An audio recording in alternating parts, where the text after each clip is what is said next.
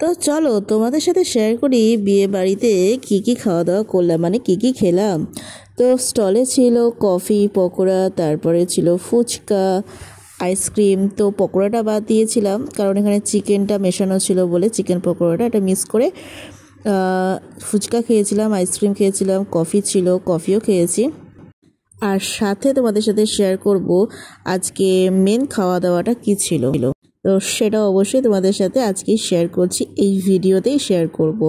তো খেতে বসে পড়েছিলাম। তো এখানে অল্পই লোকজন ছিল কারণ এই জায়গাটা ভেজের ছিল, তো নিরামিষ। তো সবাই এক এক করে খেতে বসে পড়েছি। আর এখানে ছিল ভেজ পকোড়া, পনির পাসিন্দা, আর সাথে দিয়েছিল নান, আর হচ্ছে চানা মশলা, আর রাইস ছিল, আর হচ্ছে ফুলকপি, আলু, আর হচ্ছে পনির দিয়ে একটা ডালনা বা যেটাকে তরকারি বলে, তো সেরম ছিল।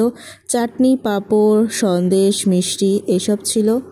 নিরামিষের মধ্যে এই মেনুই ছিল। তো তোমাদের কেমন লাগলো খাওয়া দাওয়া ভিডিওটা অবশ্যই জানিও।